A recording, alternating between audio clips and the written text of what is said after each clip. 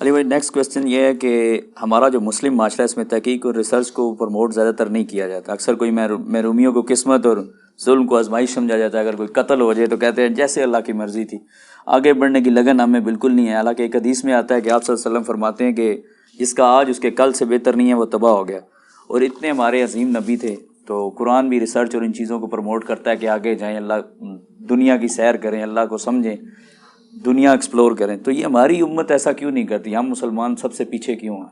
اس کے اوپر میں پہلے بھی بول چکا ہوں کہ پہلے ایسا نہیں تھا. یہ جب سے ہم غلامی کے دور میں گئے ہیں اور اپنے آپ کو ہم نے مدارس کے اندر قید کر لیا ہے اور غلامی کی سوچ اڈاپٹ کر لی ہے, اس کی وجہ سے یہ سب کچھ ہو رہا ہے.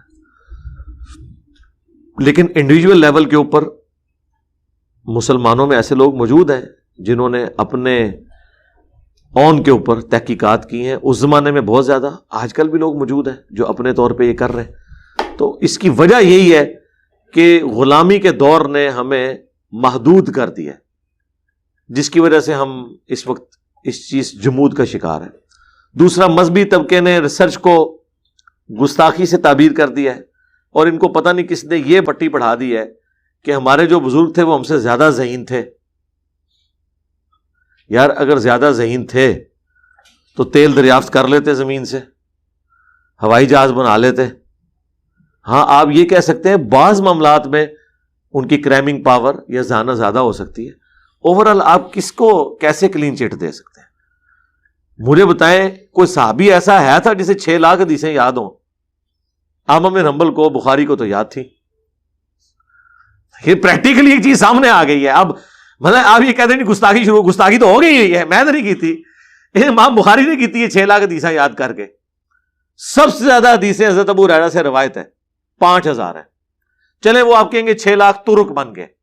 بہرحال پھر بھی حضرت ابو ہریرہ کو تو صرف اپنی حدیثیں یاد تھی نا. امام بخاری کو تو ابو ہریرہ کی حدیثیں بھی یاد تھی, عبداللہ بن عمر کی بھی یاد تھی, سیدہ عائشہ کی بھی یاد تھی.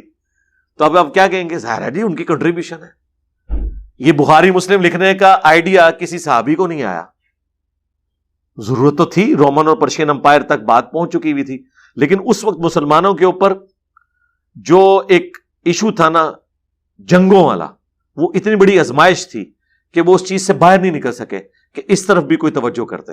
اس لیے آپ دیکھیں جب سٹیبلٹی آئی ہے بنو عباس کے دور میں تو سائنسی ترقی بھی ہوئی ہے, کیونکہ پھر ہم دنیا فتح کر چکے ہوئے تھے, پھر ہمارے پاس ریسورسز تھے, پھر فلسفے کی کتابیں بھی عربی میں ٹرانسلیٹ ہو رہی ہیں, باقی علوم بھی ہو رہے ہیں. ظاہر ہے جب آپ جنگوں سے نکلتے ہیں پھر تحقیقات بھی کرتے ہیں. امریکہ دیکھیں نا, سیکنڈ ورلڈ وار کے بعد امریکہ جب جنگوں سے نکلا ہے تو پھر دنیا کا لیڈر بن گیا نا. آج میڈیکل کی فیلڈ میں وہ ٹاپ پہ ہیں, اسٹرانومی کی فیلڈ میں وہ ٹاپ پہ ہیں, ٹھیک ہے جی, ٹیکنالوجی کی فیلڈ میں وہ ٹاپ پہ ہیں. تو وہ دنیا میں جب سکون آتا ہے تو پھر آپ اپنے ریسورسز کو ان کاموں میں لگاتے ہیں نا.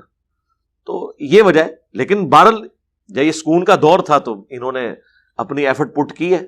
اب یہ آپ پینا ڈال کے بیٹھ جانا کہ یہ پہلے کسی کو آئیڈیا کیوں نہیں آیا. بھائی اللہ تعالیٰ جس کو جس وقت کوئی آئیڈیا دے. اچھا اس سے زیادہ حیران کن بات, قرآن کا ترجمہ کیا ادر دین عربک لوگوں نے اسلام قبول نہیں کر لیا تھا خلفائے راشدین کے زمانے میں؟ لیکن قرآن کی ٹرانسلیشن نہیں ان کی زبانوں میں ہوئی, کیونکہ اس وقت یہی پریفر کیا گیا کہ لوگ عربی سیکھیں پھر قرآن سمجھیں. لیکن وہ کچھ عرصہ ہی ہوا, اس کے بعد تو لوگوں نے نہ عربی سیکھی نہ قرآن سمجھا, وہ لوگ اپنے اپنے بابوں کے پیچھے لگ گئے. یہ تو اللہ نے شاہ ولی اللہ دہلوی کے دماغ میں بات ڈالی کہ انہوں نے قرآن کو نہیں پڑھنا, مہربانی کرو. انہوں نے اپنے آپ کو یہ بات سمجھائی کہ انہوں نے کہا میں نے تو ایسے معاشرے میں آنکھ کھولی ہے کہ کتابوں کا دین اور بابوں کا اور وہ کہتے ہیں میں نے خواب میں دیکھا حسین ابن علی نے مجھے قلم دیا ہے, اس کی تعبیر میں نے یہ کی ہے کہ جو مجھے سمجھ آئے میں وہ لکھوں. قرآن کا ترجمہ انہوں نے کیا, ان پہ فتوے لگ گئے کہ انہوں نے فارسی میں قرآن لکھ دیا ہے, قرآن تو عربی میں تھا. آج جو قرآن کے ترجمے آپ فخر سے پیش کرتے ہیں کہ آپ اعلیٰ حضرت کا ترجمہ پڑھیں, یہ وہ لوگ تھے یا ان کے بزرگ اس زمانے میں وہ تھے جو قرآن کے ترجمہ کرنے کو ہی گستاخی سمجھتے تھے.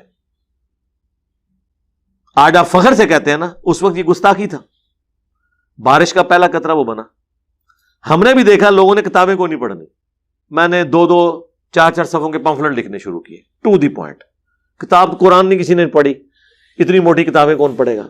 پھر اس کے بعد دیکھا یار پڑھنے سے بھی آ رہی ہیں, ویڈیوز میں چیزیں ریکارڈ کرائیں تاکہ لوگ حق بات تک پہنچے.